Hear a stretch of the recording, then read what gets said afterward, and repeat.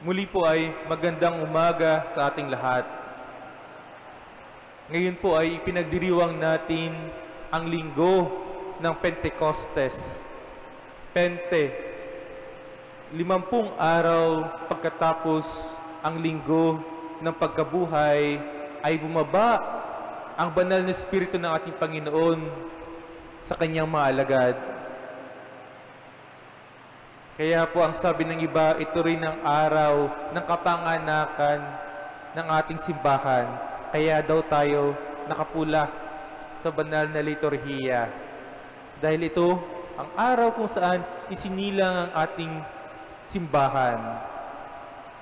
Bumaba ang banal na Espiritu sa mga natatakot ng mga alagad ni Jesus at sila'y binago. Ang mga takot ay napalitan ng lakas ng loob. Yung mga natatahimik ay nagawa magpahayag.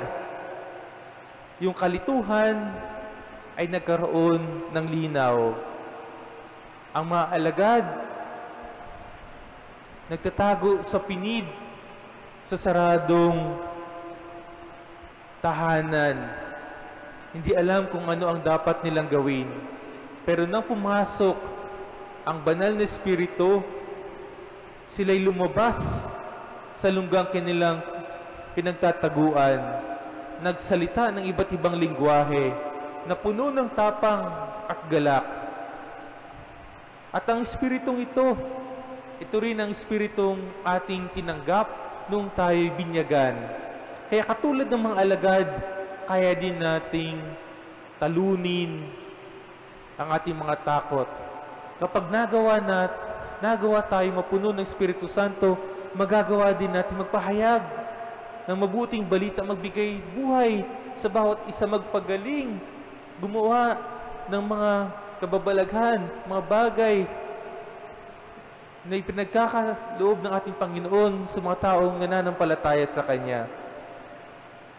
Mga kapatid, ang kwento ng Pentecostes, kung saan ang mga alagad ay natitipon sa isang lugar. Narinig natin sila'y inihipan, may hangin na pumasok sa kanilang lugar. Hindi po ba ibinabalik nito sa ating diwa yung paglikha ng Diyos sa tao sa Genesis, kung saan inihipan din ng Diyos ang tao at sila'y nagkaroon ng bagong buhay. Ganon din sa ating. Kapag hinayaan nating pumasok ang Banal na Espiritu Santo sa ating buhay, tayo ay pinapanibago. Tayo ay muling nililikha ng Diyos. Kaya narinig natin sa unang pagbasa, nagawa nilang magsalita sa iba't ibang lingwahe. At ang mga taong nakikinig sa kanila ay nagawa silang unawain. Isa itong himala, isang biyaya ng banal na Espiritu Santo. Hindi inalis ng Espiritu Santo ang pagkakaiba-iba. Sa pagkakaiba-iba, nagawa nilang maunawaan at magkaroon ng pagkakaisa. Unity in the midst of diversity. Hindi ito patungkol sa mga tao nagsasalita sa iba't ibang lingwahe. Ito ay biyaya ng pagkakaunawaan sa kabila ng pagkakaiba-iba. Kung titingnan po natin sa ating tahanan, sa ating komunidad, sa ating pinagtatrabahuhan, maging sa simbahan, mayroon din tayong iba't ibang lingwaheng ginagamit. Hindi lamang po yung salitang Filipino, Tagalog, Cebuano, Bicolano.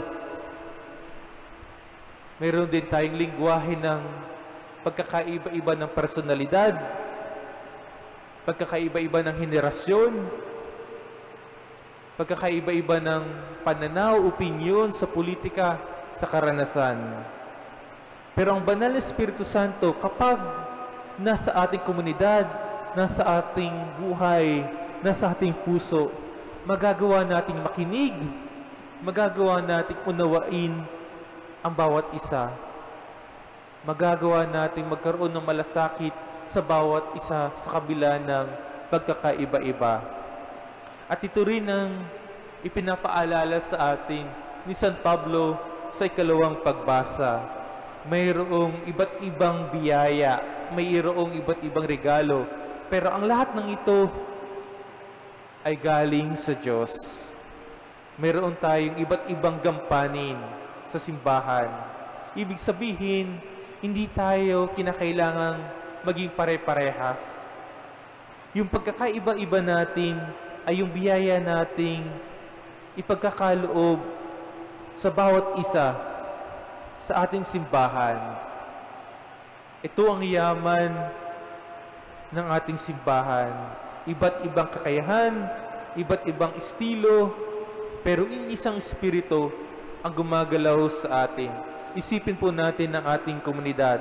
May choir, may collector, may readers, may commentator, may naglilinis ng simbahan, may nagpapatakbo ng simbahan, administrador. Kahit simpleng trabaho, kapag ito'y ginawa natin, nagiging makahulugan yung ating pagdiriwang, nagiging maunlad, lumalago ang ating simbahan. Ito ang ating banal na kontribusyon sa misyon ng Diyos. Ang tanong sa atin, paano ba natin ginagamit yung biyayang kaloob sa atin ng Diyos, ng Espiritu Santo? Sana ito'y hindi para sa ating sariling papuri lamang, kundi para sa kabutihan ng lahat. Ang sabi ni Jesus, sumainyo ang kapayapaan. Nawa, sa pagbabahagi natin ng ating sarili, sa pagpapahintulot natin na pumasok ang Diyos, ang Espiritu Santo sa ating buhay, makamit natin ang kapayapaang kanyang kaloob. Amen.